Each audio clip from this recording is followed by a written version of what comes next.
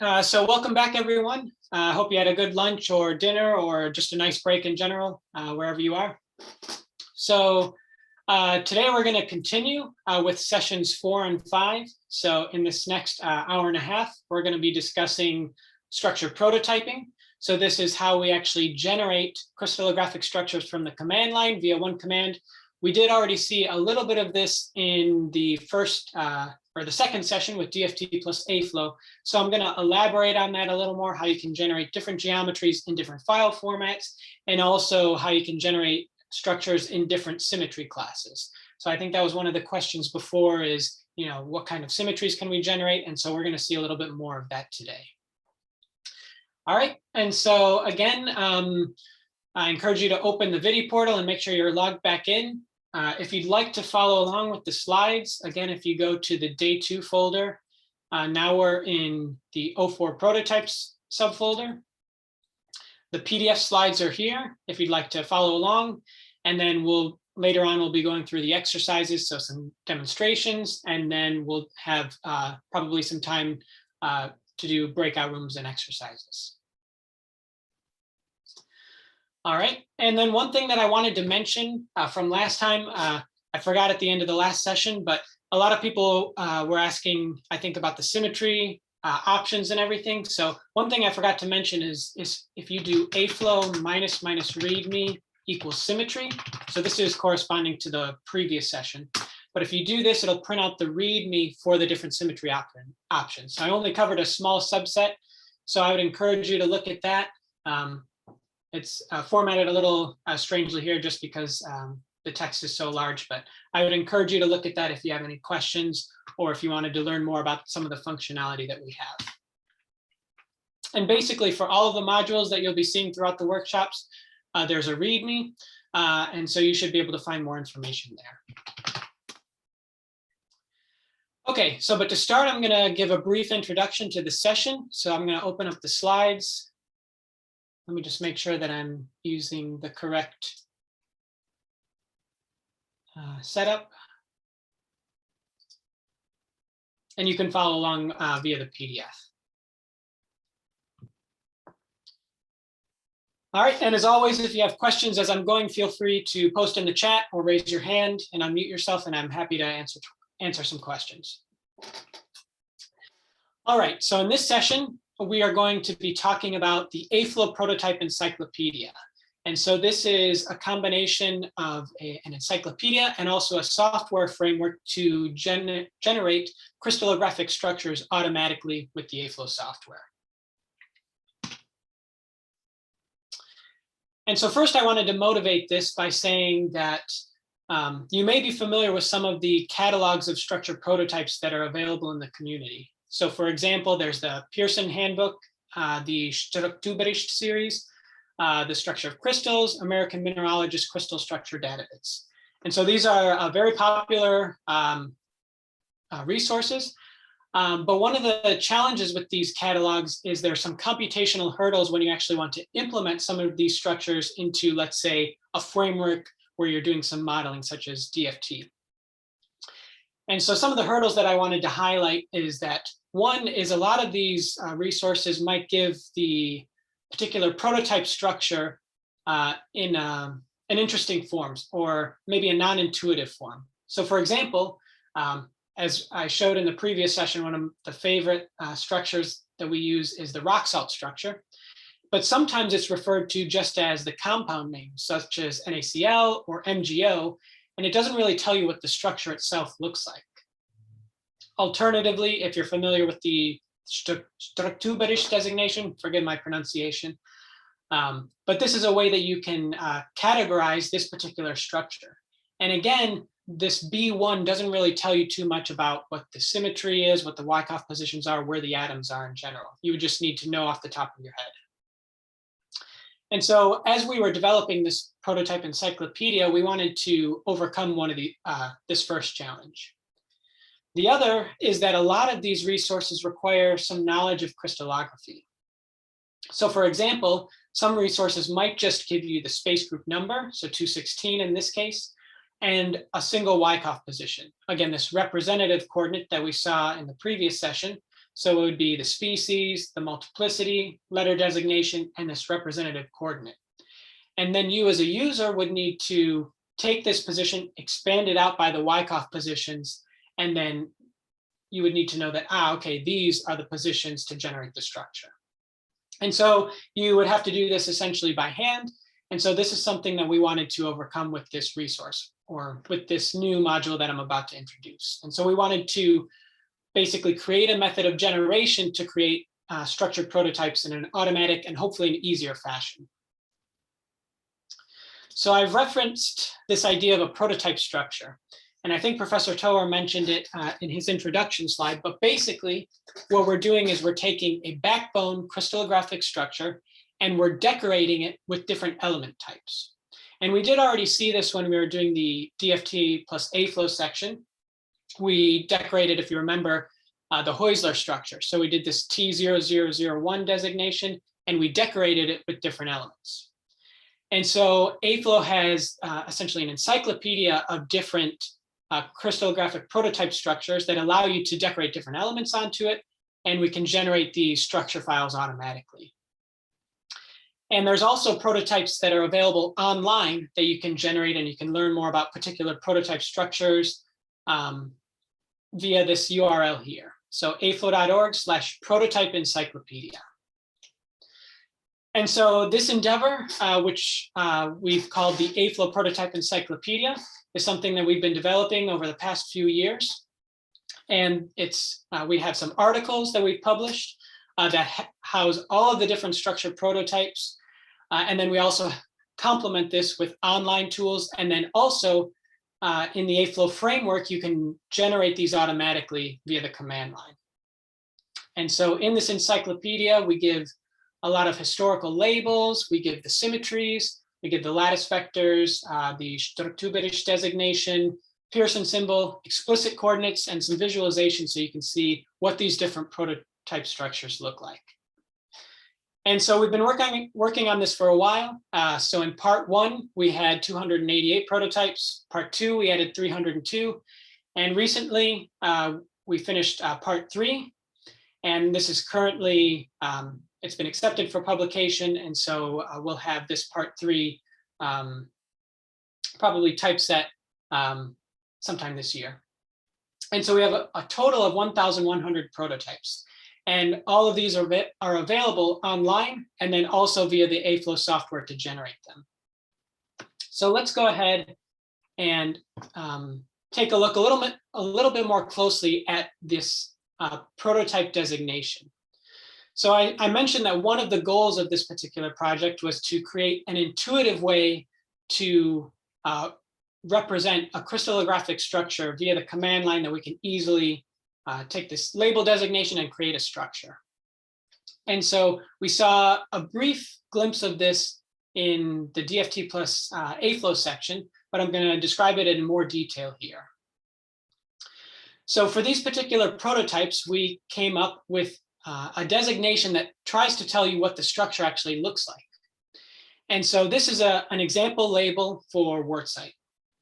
And so you can see that it looks like some fields separated by underscores. And these fields correspond to the following attributes of the crystal.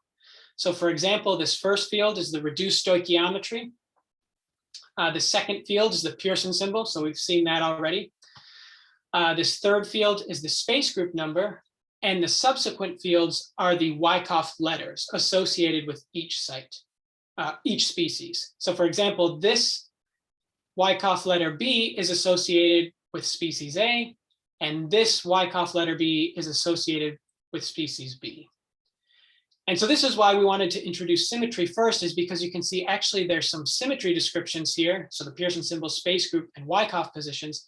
And so we're essentially trying to condense a geometric prototype into this single label.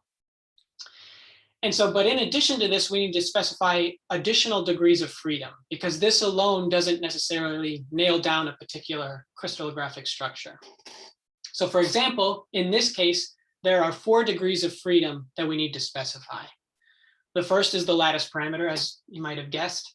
The second is the C/A ratio. And then the third and fourth are the Z Wyckoff coordinates. And so the reason X and Y are not here is because those particular positions are fixed based on the symmetry. So you can't change those based on this symmetry label. But what's actually very nice about this particular construction is we can actually tune or change these degrees of freedom. So for example, if we change the C over A ratio, we can actually smush the cell a little bit. Or if we change one of the Z coordinates, we can change the spacing in the Z direction between the atoms. And so this particular construction is very nice because even though we have only one prototype label, we can essentially generate an infinite number of structures by changing these degrees of freedom. And what's nice is that even if we change these degrees of freedom, we essentially preserve the underlying symmetry. So essentially it's a way to generate structures in a particular symmetry designation. So are there any questions about that so far, about the prototype label, what it means, or how we, what these degrees of freedom mean? Again, if there are, I encourage you to type in the chat.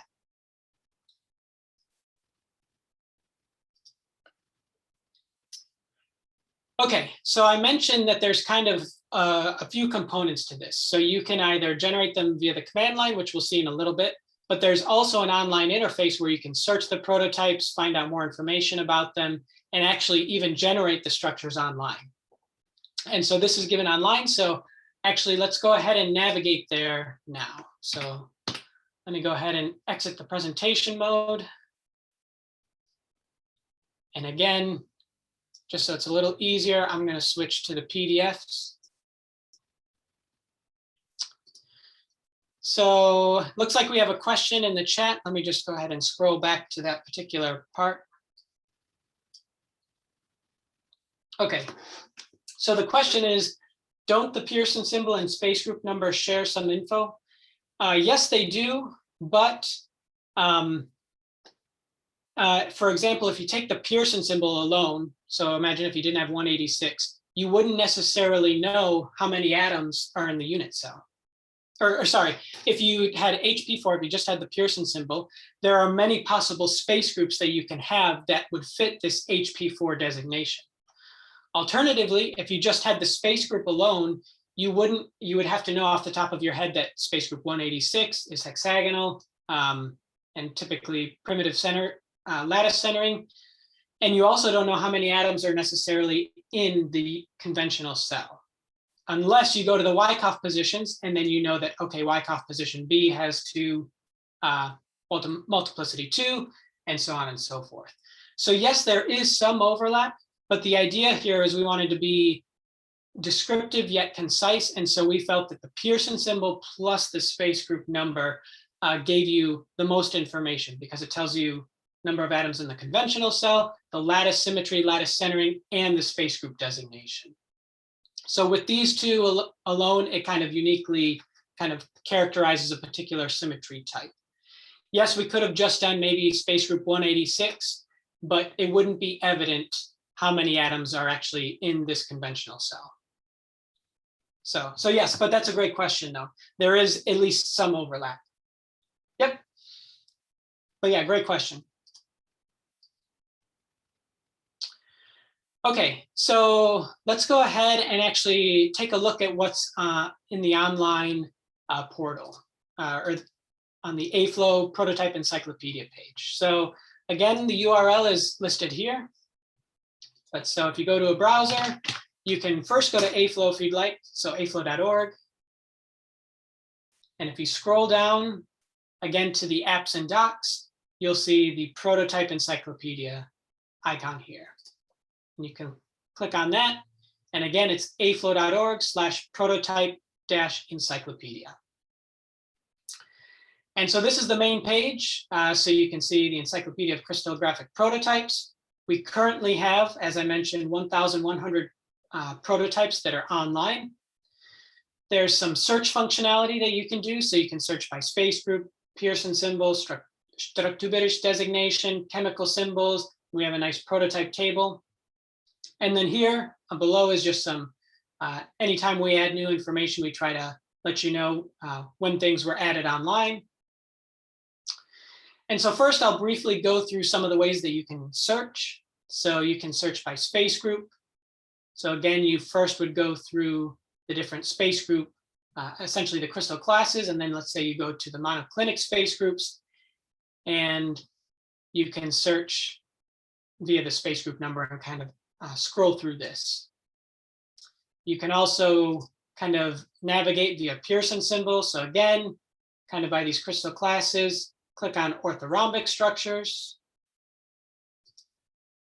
And then again, you can look via the Pearson symbol at what particular crystallographic prototype structures are in each category.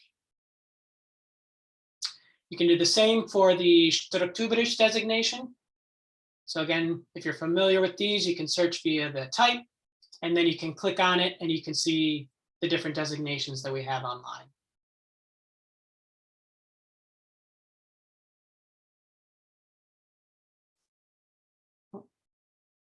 There we go. So yep, you can scroll through. Next, you can search by chemical symbols, so alphabetic via species. The other one that I wanted to highlight is the prototype index. So this is the full table, and then you can actually kind of search. It's a pretty basic search table, but actually let me kind of open this up a little bit.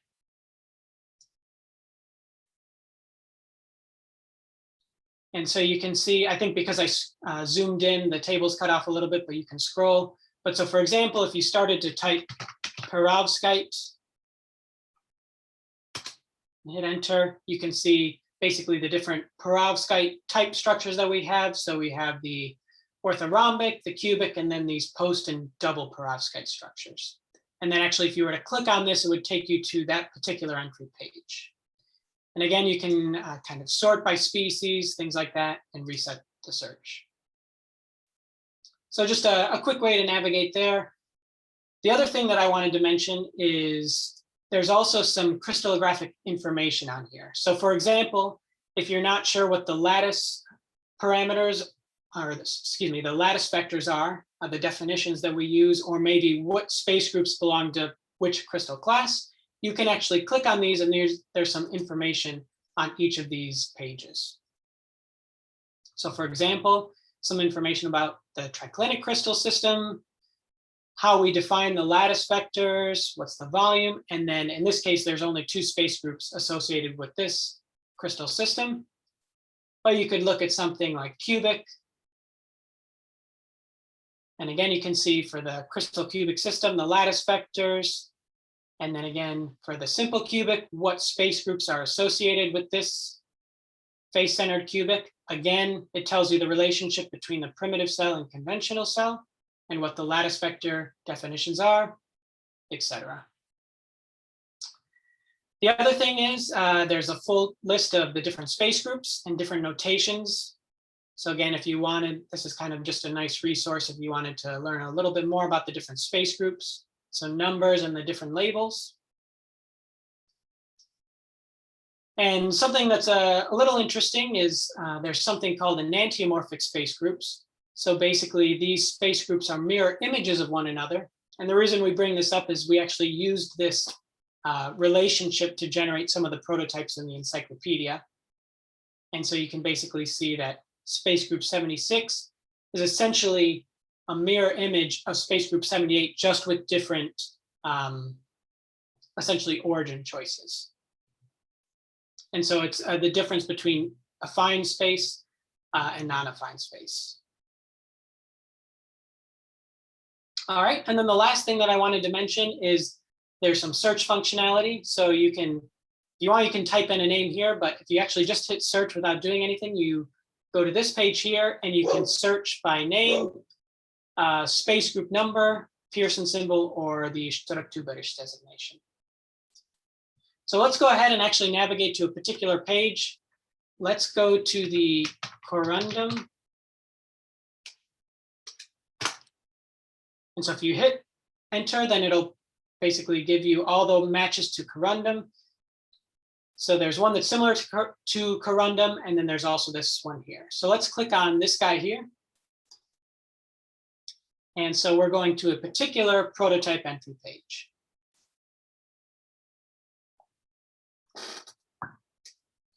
All right. So this is essentially what is on each page. So we have a JML viewer for the particular prototype structure with a particular designate or decoration. So AL and O in this case. You can rotate the structure. You can load supercells. You can load a block. So for example, if you wanted a 2x2x2 supercell, you could do that. So now you can see it's a little larger.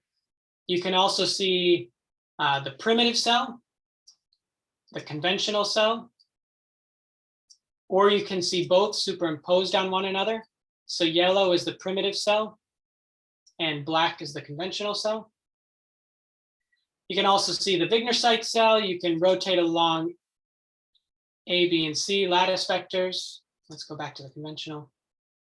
And there's just some different visualization options. Below this, we have the prototype information. So basically, on this particular prototype, we decorated AL203. This is the AFLOW prototype designation that I mentioned earlier. This is the structurberisch designation, the symmetry, so Pearson symbol space group. And here, this is going to be the AFLOW command. So we already started to see this a little bit in the DFT plus AFLOW, and I'm going to go through this in more detail in a little bit. But this is essentially the syntax to generate this particular geometric prototype. There's also some information on similar compounds that have this structure, some comments when we were looking through the literature to find this particular structure, the primitive vectors and the basis vectors, or the atomic basis vectors. And so you'll notice that we give things in symbolic notation. So in terms of A, B, C, alpha, beta, gamma, and X, Y, and Z. And again, the reason we do this is because we can tune these particular degrees of freedom to modify the structure slightly. And so we'll see a little bit more of that functionality in the command line. We give the Wyckoff positions, the different types for this particular decoration, so AL and O. Where we found this particular structure, so the reference. And then we have some geometry files that you can quickly download if you just wanted this particular geometry. But one of the important features is at the bottom here. So this is the online prototype generator. And so here we've already put in the default parameters to generate the structure and then the species as well. And so what you can do is you can generate a particular geometry file format if you click on these buttons. So VASP, and it tells you the corresponding AFLOW command, which we'll do via the command line in a little bit. And you can see we generated the VASP postcard. We also support Quantum Espresso. So here's the Quantum Espresso, FHI AIMS, if you're familiar with that, Abinit. Also the YCAR that we saw in the previous session. SIF, if you're familiar with that. And then ELK. And you can see that as well. And so what's nice is that you can easily change these degrees of freedom. So you can type in here, go up and down, and you can change the species. So for example, you can do FE and then regenerate the structure. And you can see now we have iron here. And you can also change the visualization. So you can hit refresh JML and it'll take you back up. Sometimes you may get a message if you changed. I think we changed something. So I think the structure changed a little bit. But in general, it'll give you a warning if you changed any of these parameters, and it might say, oh, these atoms are too short. Be careful, things like that.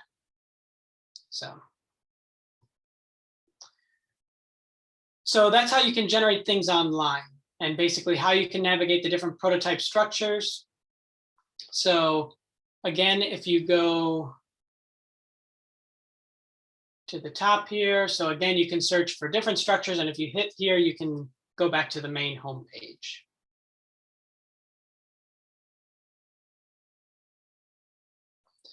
All right, so are there any questions about the online application? So again, this is where you can look up certain prototype structures via this online interface. And on each web page, you can search for, or you can see the different prototype information, and you can actually generate the structures online.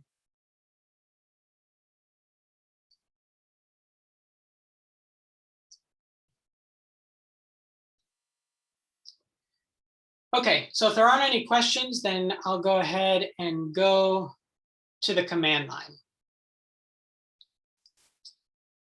So again, if you'd like to follow along, again, open the VIDI portal. Again, make sure you've loaded the AFLOW module. So again, module load AFLOW if you haven't already done so. And if you're at the desktop or in your home directory, go to desktop, hit tab, and let's go to day 2, LS, and we're going to go into the prototypes subdirectory. And then into the exercises. All right, so there's a few different exercises that we're going to be doing. So, but again, just to highlight, so we kind of already saw this before, but essentially this is the syntax that we're going to be doing. So it's going to be AFLOW minus minus proto equals whatever the label is, and then minus minus param, so these degrees of freedom, and then whatever the degrees of freedom are, so the parameters. So this was, again, for the wurtzite structure that we saw. The other thing you might recall is previously we showed a slightly different label. And so in some of the earlier exercises in DFT plus AFLOW, we saw this T001.A2B, and we didn't have any parameters. And AFLOW does have some hard-coded prototypes, so you can't change the degrees of freedom. So this was one of our, this is when AFLOW first started. We used this designation, but now we're starting to migrate over to this more flexible version. So that way you can change the degrees of freedom. But both are available, and we'll kind of see how we can use both. And I think some of the later exercises will use a combination of both. But in general, these are the two different ways you can do it. So the label plus the params if they need it, or just the proto that are given like this and they don't require parameters. Okay, so let's go ahead and start generating some of these structures. All right, so again, we're going to use our favorite structure. So let's go ahead and go into magnesium oxide subdirectory and cat the README. You'll notice there's no geometry file in there, and that's because we're actually going to create it. So for this first exercise, we're going to create the rock salt prototype structure with magnesium and oxygen, and with a lattice parameter of 3.5. So this is the only degree of freedom that we need to specify. So to do this, we do AFLOW minus minus proto equals AB underscore CF8. So this is the Pearson symbol, space group 225. A underscore B. So this is the prototype label for the rock salt structure. Then, as I mentioned before, to decorate with species, you do colon. And then for species A or site A, we do MG and O. And again, in general, we typically do alphabetic order. This is just a convention that we use in AFLOW. And then you can do minus minus params equals 3.5. And then if you do this, it'll generate a geometry file. And again, typically it does it in the primitive cell representation. So if you were to go back and actually look at the crystal info page, if you go to cubic, and if you go to FCC, you can see this is the primitive representation that we chose. Again, because we mentioned that the primitive cell is not necessarily there's no unique designation, let's say. There could be multiple different representations. And so this is our definition. And in this case, it's similar to the AFLOW S-prim definition. All right, and so you can see we've generated the structure. So by default, it does a postcar, but if you add these tags, then you can get, you can essentially format the output differently. So by default, it's VASP. So if you hit the up arrow key, you'll get to the previous command. And if you just append --VASP, it's not really going to do much. But I think you can also do VASP5. And I guess it didn't like that. So maybe just VASP. We also have CIF.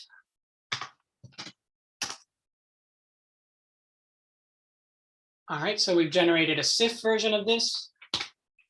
We have aims. And you can do quantum espresso, so --QE.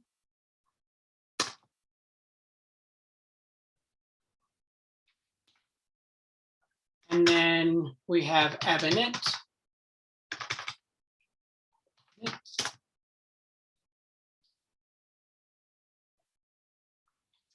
And then lastly, we have also elk. So these are the different file formats that AFLOW currently supports.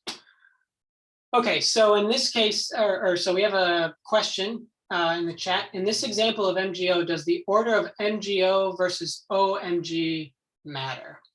So in general, so let's go ahead and go back. So in general, in this case, actually, they're symmetrically equivalent. So actually, if you swap O and MG, it won't really matter. But in general, the convention of AFLOW wants things to be in alphabetic order. And in the next example, I'll actually show you how you can change the decoration. Because in this case, changing the sites MG and O don't really matter. They're symmetrically equivalent. But for other systems, it makes a difference because maybe you actually want to decorate on a particular site and it doesn't follow the alphabetic convention. So I'll show you how to do that in the next slide. So hopefully it'll be a little more clear. So there's a question like before, can we use the AFLOW SCOM to change from the primitive? Yes. So, but in this case, I think you can't, you would want to do the pipe. So you do AFLOW --SCOM.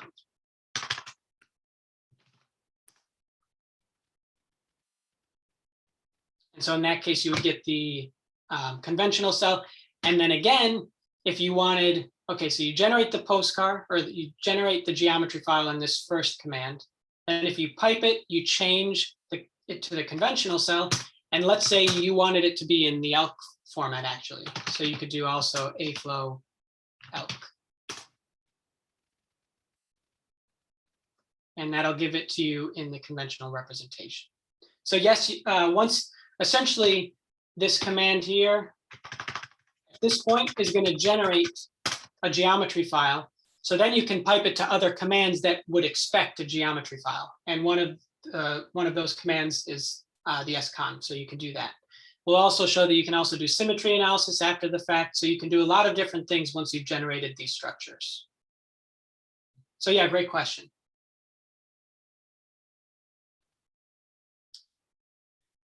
Okay, so as one of the question before this asked, kind of changing the order of how we decorate. So we can control this with the command. So let's go ahead and start to type this command again. So if we do AFLOW --proto equals ABCF8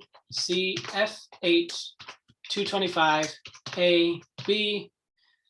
All right, and so before we didn't specify a decoration and it just used the default, but let's say, so for example, we wanted to do MGO versus OMG and put it on a different site.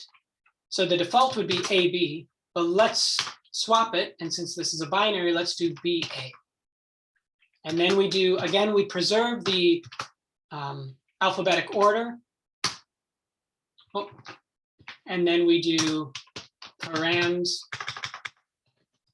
equals 3.5. And so you'll notice, actually, let me clear so you can see what happened. So the first command was this, the one we did before. And then if we do BA,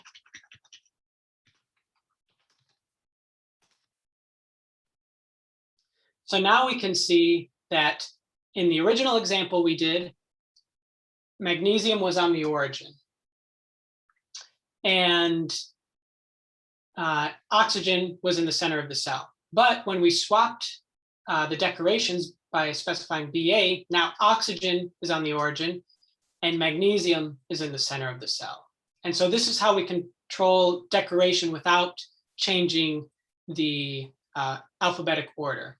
And again, the reason that we do that is, especially when we generate the AFLOW prototype, again, the AFLOW in, it's important so that way we can keep basically the way that we generate files consistent. We always just adopt the alphabetic convention.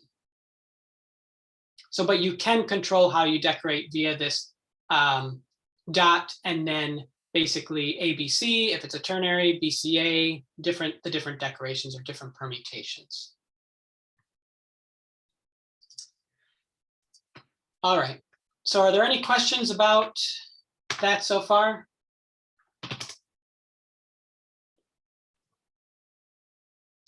All right, so the other thing that I wanted to mention is we've already kind of seen this, but we can also use that Vegard's type scaling.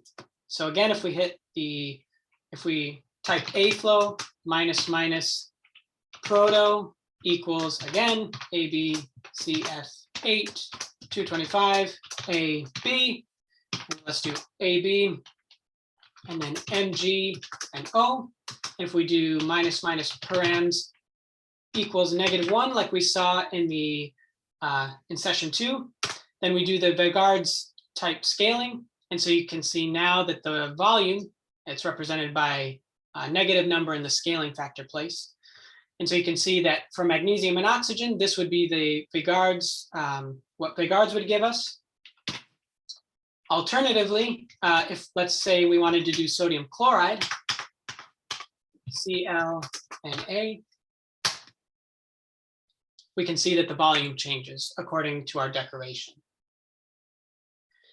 So that's a great question that's in the chat. How does params -1 work for non-cubic system where other degrees of freedom are also present? So we're actually going to see that in the next part. But essentially, this first value for essentially all the parameters is always going to be the lattice parameter. But essentially the lattice parameter and the volume are essentially related. And so if we substitute the initial lattice parameter A with a -1, as we do here, we're signaling to AFLOW, all right, we're going to do the automatic volume scaling, but then all of the other degrees of freedom, let's say we had, so for example, for Z1 and Z2, you would specify a number and then another number. So essentially, you would just append it like you would normally if you were putting an actual number. So maybe it'll be a little more clear as we see more examples. It's a little difficult because the rock salt structure only has 1 degree of freedom. And so it's kind of hard to see in that context. But great question. It means that you're thinking ahead and we're about to see the answer. So. Okay, so let's go ahead and take a look at that. So I believe this is, so we already did decorations, the volume scaling. Let's go to enumerated set. So actually I kind of did these in the same subdirectory. So let's go to 4 enumerated presets and tap the readme. Okay, so in this case, this kind of goes with the latest question, is what if we have more than 1 degree of freedom that we need to specify? So to do the Vegard's type scaling, essentially you can see for this chalcostobite structure, this is the AFLOW, here's the label. We specify the decoration, and then the particular species we're going to use, and then the parameters, you can see there's more than 1. And this makes sense because we're in a lower symmetry, space group 62. So there would obviously be more degrees of freedom that we need to specify. But this -1 tells AFLOW we're going to do the automatic volume scaling. And so we don't really need to use we're essentially using this -1 to determine what our lattice parameter would be based on the volume indicated by the species. So this is a lot to type, so I'm just going to copy and paste this. So copy, paste. All right, and so this should work, hopefully, if I copied everything correctly. And you can see it generated the structure. And again, since we used the -1, it did the automatic volume scaling. We could have put in a lattice parameter, but again, part of the advantage of using this -1 is if you change the species, it'll kind of scale the volume accordingly. And so typing all of these by hand every time would get pretty tedious. And maybe you just wanted to say, okay, I want to generate this chalcostibite structure with the default degrees of freedom. How can I do that? And so we've essentially enumerated the prototypes. And so given this particular label, since we defined it in the AFLOW Encyclopedia, we gave it just a number, a shortened number, -001. And so this -001 corresponds to all of these degrees of freedom. So essentially, we've kind of created a lookup table for the parameters. So now it's much more manageable to type. So we do AFLOW -- proto equals AB2C. So this is the reduced stoichiometry. The Pearson symbol is OP16, space group 62, and then the Wyckoff positions associated with each species. Then -001.abc, and we're going to decorate with copper, sulfur, I think that's antimony, SB. And you can see, if you were to compare, the geometry files are exactly the same. And so you may be wondering, so what presets are available? What's an easy way to find this out? So we can do this if we just type in the prototype label. So again, if you're looking at the slides, you would just type AFLOW -- proto equals AB2 OP6 58 AG. And if you do this, you're going to get an error from AFLOW. It's a little hard to see because I zoomed in. So I'm going to pull this up instead. I put the output here. But essentially what it's showing is that there are actually 5 preset parameters. So you can see that if you do -001, these are the parameters. And then if you do -005, these are the parameters. And so we vetted these structures. So yes, they have the same designation, label essentially, minus this enumeration. But we've used a program that we're actually going to see tomorrow to ensure that these are distinct structures. So even though they have the same label, they have different degrees of freedom, and we validated that they are actually distinct structures. So essentially the atoms, the geometries, even though they have the same symmetry, they look different, or they are different structures. So essentially, this tells us that you can have multiple unique structures given a particular symmetry label.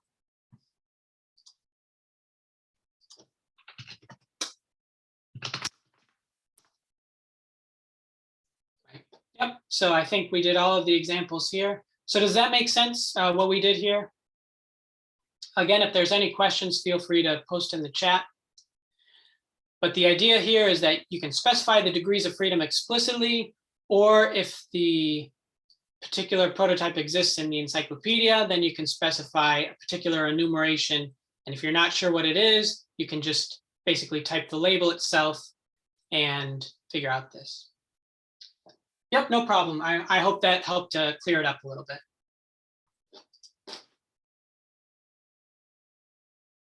Okay, so let's go ahead and go to the next exercise, which is the AFLOW in. So we actually already saw this, but just as a reminder, So I showed you how you can generate geometry files, standalone geometry files, but again, the idea is that we want to automate the process to perform DFT simulations. And so again, these follow the same syntax commands, but instead of just -- proto, you do -- AFLOW _ proto. So we've already seen this in the first day. So just as a reminder, do AFLOW -- AFLOW _ proto equals T0001.A to BC CU TIZN.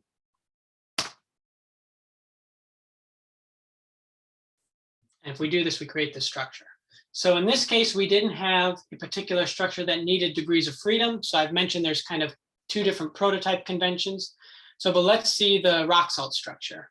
So in this case, if we do AFLOW -- AFLOW _ proto equals AB CF8 225 AB and magnesium, oxygen, params equals -1. And so if we do this, again, we've created the AFLOW in this particular subdirectory. And I won't go through all these commands because we did this the first day. But again, this is just a reminder that now that you know a little bit more about the prototype syntax command, you can generate these structures. Are there any questions about this or what we're doing here?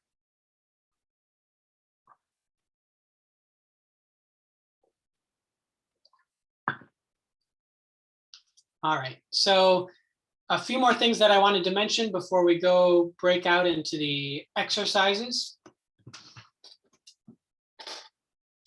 is you may be wondering, okay, so you could go online and you could check out all of the different prototypes that are online, but what if you wanted to do it via the command line? Obviously, there's a way to do that. So if we go back to the command line, if we type AFLOW -- protos with an S and no label,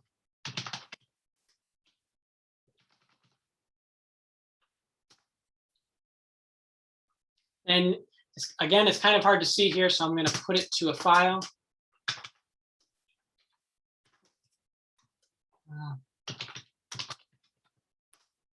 I'm going to call it all protos, and then I'll use gedit all protos.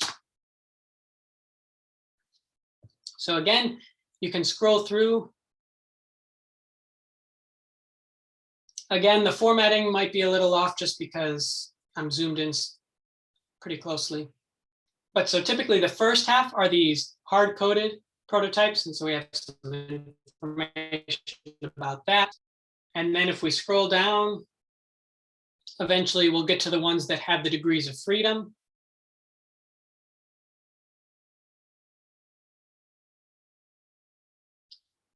Sorry, scrolling a little bit slowly, but you can see we have a lot of prototypes. Keep going. Will this be faster? There we go. Okay, so again, the formatting's off. I apologize if you're looking at my screen, but I encourage you to type this on your own terminal. And so you can see here we have the label and then the enumeration. And then also you'll notice that some of these have the decoration is in brackets and sometimes it's not. And what this means is that it's saying that if you have the brackets, then the set of AB and BA are distinct structures. But sometimes you'll see something like, yes, I should go maybe to the ternaries.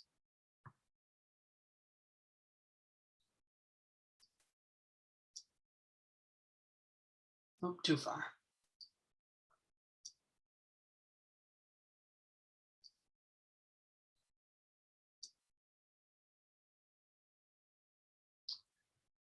I'm having trouble scrolling, but essentially, maybe let me close out and do it a different way.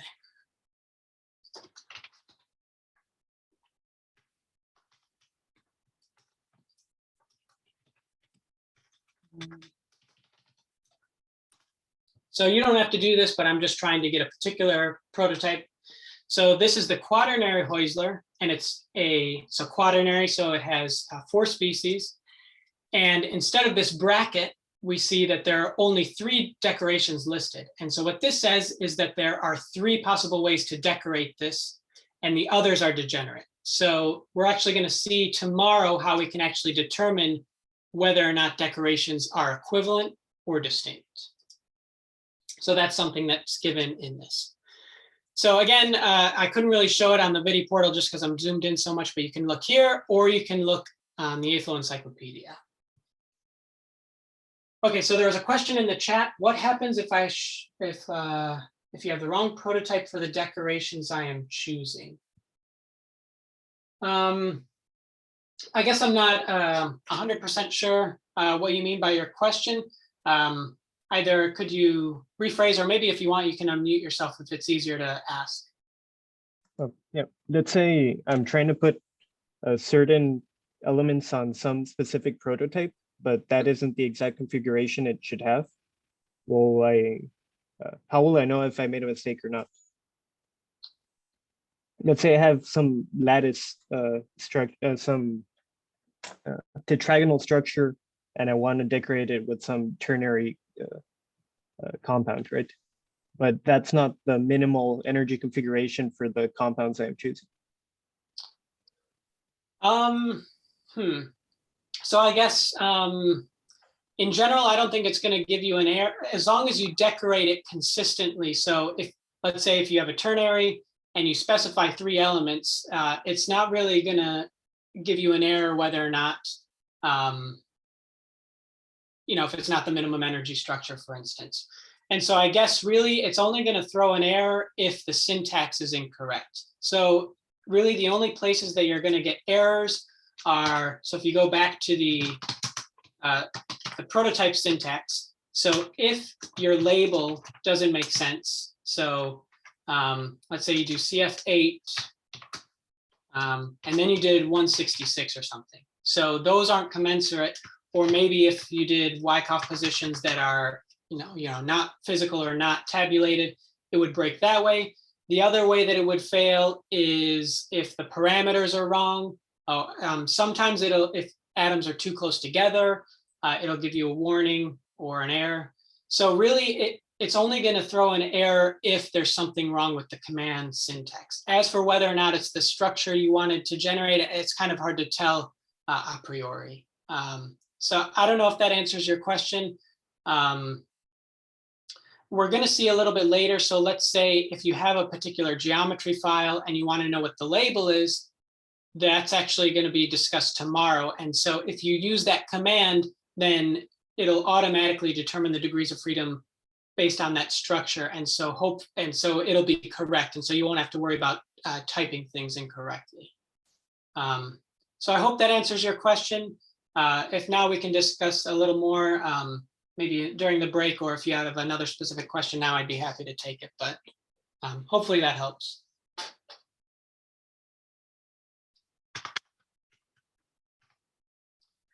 Okay, are there any other questions? Again, feel free to ask. I'm happy to help.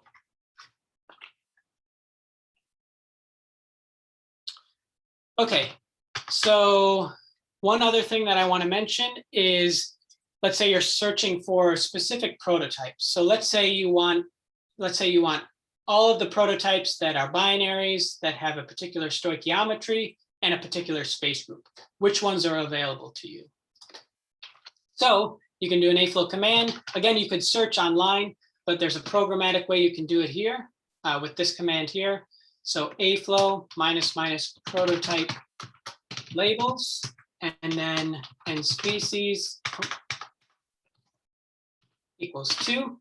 So this is telling AFLOW we want the prototype labels that have 2 species, so n species, number of species. Then stoichiometry equals 1, 2. So basically we want a 1-to-2 ratio. And then we want space group 225.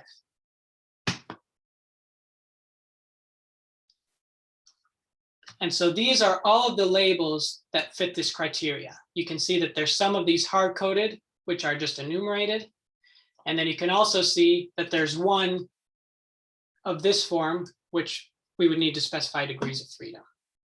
So these are all the ones in the prototype encyclopedia that you can generate. And two more things that I wanted to mention is, again, there's a README. So if you wanted to see what you can do with this syntax, then you would do AFLOW --README equal README equals prototypes. And again, I'm just going to put it to a file, readme.prototypes.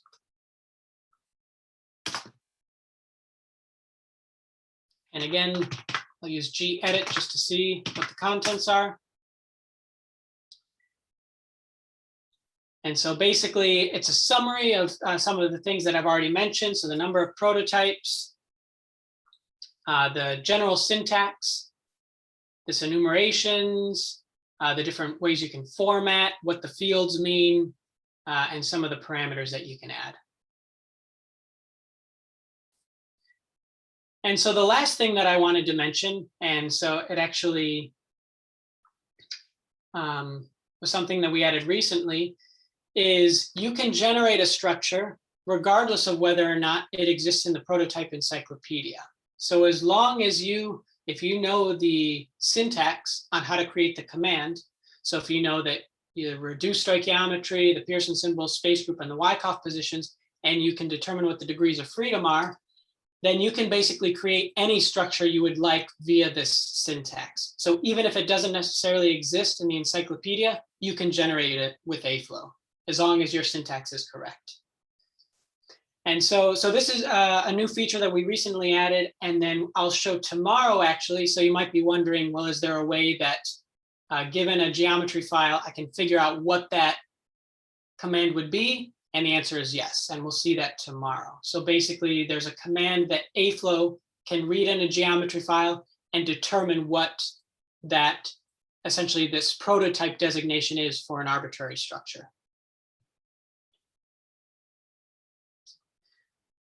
All right, so are there any questions about the prototype commands, the syntax, or anything about generating prototypes?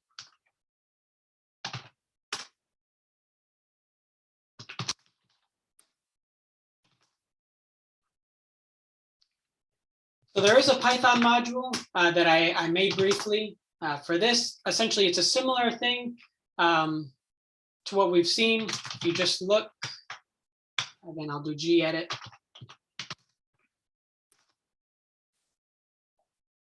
So it's pretty self-explanatory, similar to the AFLOW sim functionality, but essentially you can do the similar functionality. So if you wanted to integrate it into your Python workflow, you would just basically do this get prototype, and then basically you feed in the label parameters. And so an example Python script is here.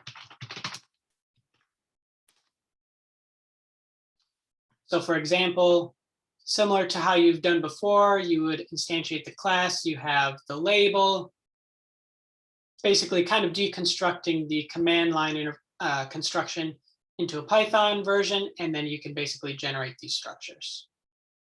And it does it in a JSON format. So I showed in the previous section, we have a JSON version of the structure, and that's what this generates.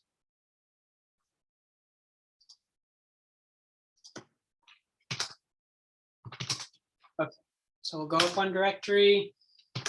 Are there any questions? Any lingering questions?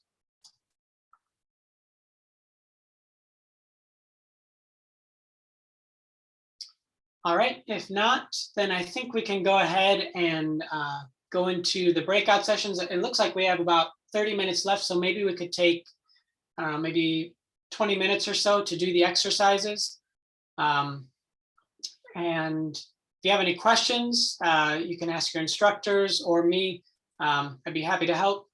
And so I'm briefly going to go through what I want you to do for the exercises, and then I think we can go ahead and break up into the rooms.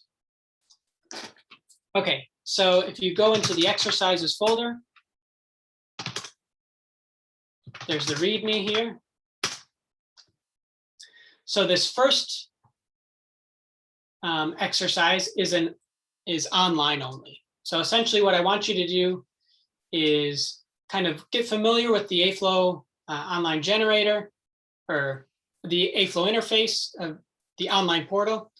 And so basically I want you to find these structures. So if you want, you can divvy them up into your group, among the people in your group, or you can search them individually. And basically I want you to find these structures, then generate them via the online generator, and just figure out what the AFLOW labels are and kind of see if they make sense to you based on the symmetry features. The next exercise is we're going to be generating, I think, 7 different structures. And so basically all of them are going to have this label designation. And then you're going to put, in this case, there are only 2 degrees of freedom. So there's the A lattice parameter and C over A ratio. And you're going to pick an arbitrary A. You could use the Vegard's scaling, so -1. And then for each of the structures, you're going to generate a C over A that has 0.5, generate that structure. Then you're going to change the C over A ratio to 0.612, generate that structure. And I want you to either save them or immediately after you generate them, determine what the space group is. So you can do the AFLOW minus AFLOW SG command. And then the last exercise will be to generate the Heusler structure. So I give you the label here, decorate with elements of your choice. And then again, this isn't in the underscore format. So I want you to determine what the space group is, the Wyckoff positions, Pearson symbol, with the symmetry commands that I showed in the last session. And based on that information, can you guess what the AFLOW prototype label in the underscore representation would be? All right, so those are the exercises. So maybe let's take, let's say 15 minutes to go ahead and try it, and then we'll come back and I can show you what the answers are. So I guess if we want to break out into groups. Okay, so for this first example, hopefully it was pretty straightforward for everyone. Basically, the purpose of this exercise was just to kind of get familiar with the online interface, try to search for certain structures, play with the online generator, and kind of familiarize yourself with the AFLOW labels and to see if they made sense based on the symmetry of the structure and things like that. So I'm not really going to go through the exercises for number 1, but we'll start with number 2. So number 2 was, again, I wanted you to create 7 different structures, I believe, and basically analyze the symmetry when you change these degrees of freedom. So just as a reminder, to do this, you do, type in the terminal. So AFLOW minus proto equals, so I gave you the label, which was A underscore HR1 166A. And then there's 2 degrees of freedom. So params equals, and actually, let me just put a particular decoration, A, and then let's do aluminum. And then, so the first parameter, so this prototype requires 2. The first, I'm just going to use the Vegard's scaling just to make it easy. So -1. And the other is the values that we need to change based on this list. So this first one is 0.5.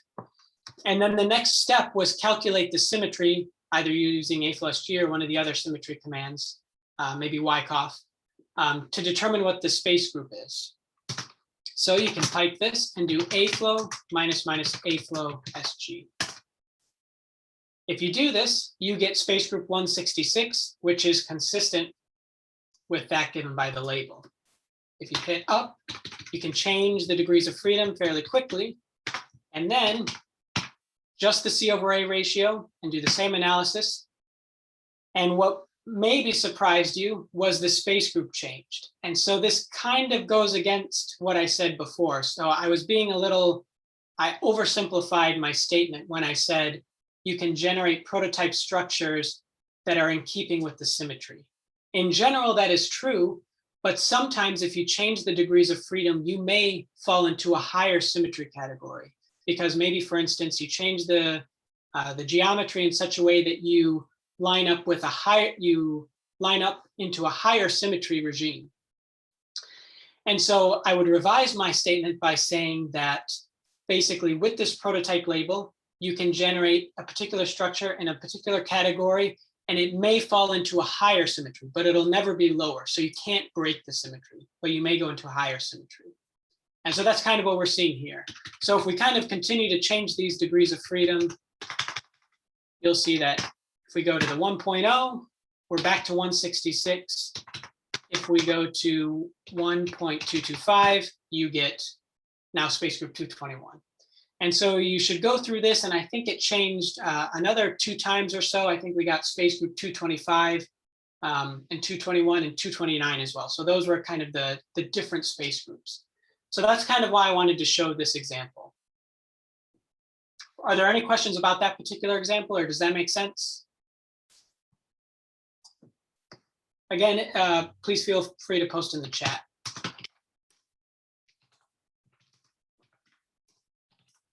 All right, so the last exercise was to generate this particular prototype structure, decorate it with whatever elements you want, and determine the space group, Wyckoff positions, and Pearson symbol of the prototype. And then I wanted you to guess based on this information what the AFLOW prototype label would be. So let's clear the screen and let's go ahead and go through it. So AFLOW minus proto equals, so this is the hard-coded prototype, and I want you to determine what the underscore prototype variant would be. So let's do just whatever you want, ALCU FE, let's say. So we generate this structure, right? And so then I wanted you to analyze these different symmetry attributes. But to keep in mind, we want to build the label after. So the first part of the label, I'm actually going to scroll back to this slide here. So just so we know the syntax. So the first field is the reduced stoichiometry.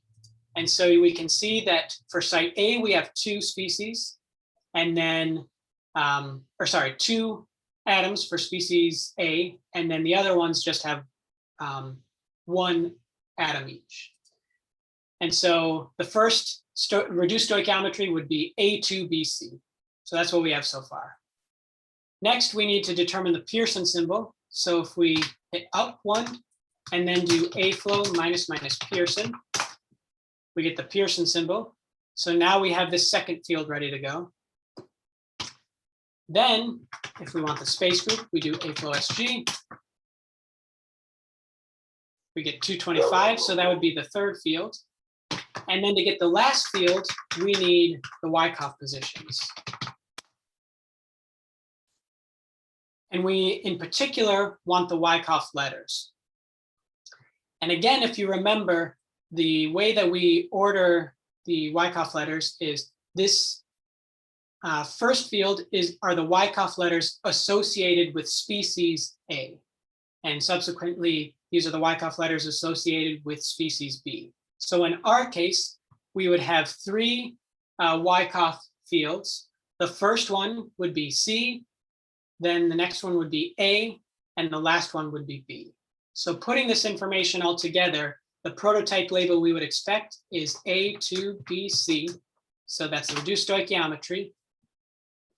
Then Pearson symbol is CF16. Space group is 225. And then the Wyckoff positions are C underscore A underscore B. And so this is what you would expect the Wyckoff, or excuse me, the AFLOW prototype label in this designation to be. And so one thing that I want to mention is we're actually going to see how we can create this label automatically with AFLOW. But not only the label, is we can also determine what these degrees of freedom are. Because AFLOW will automatically determine based on the symmetry which parameters, so which Wyckoff parameters are fixed by symmetry and those that are not. And so the ones that are not are the ones that we would need to specify. And so I'll show you tomorrow how you can pass in a geometry file and automatically determine this prototype labeling scheme and what the parameters are. So yes, and so actually, if you run that command via the AFLOW prototype designation, then you should see that you can generate the structure. And so I think that's what someone did in the chat there. So we could try it and see if it works. Because I said, even if this prototype doesn't exist in the encyclopedia, I think it does.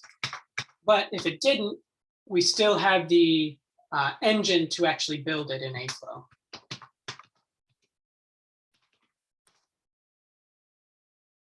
And so in this case, it turns out that we didn't need any other degrees of freedom than the lattice parameter. So that's why this worked. So are there any questions? I know that Marco said that maybe someone in their group had a question about the Wyckoff positions. Hopefully this explained it, but if not, feel free to unmute yourself and ask, or did that answer your question? Or are there any other questions that people had? I think the question was more what these letters actually mean and how we can get to those. So what the letters actually mean. So let me see if I can go back to, do I have the ITC here? All right, so basically what these letters, the letters are essentially arbitrary. And so if you go to the international tables for crystallography, they list all of the Wyckoff position, possible Wyckoff positions for a given space group. And so in order to label them, they essentially assign them a letter. So it's a unique letter, but the letter doesn't really tell you any information about what the position means. It's just kind of essentially an arbitrary designation.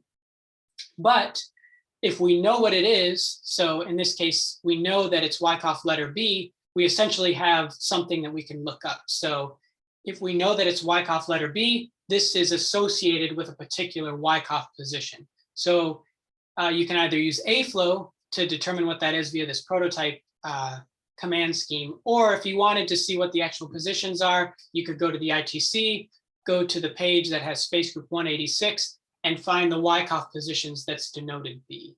So these are really, they're kind of arbitrary designations, but they're at least unique so we can look them up.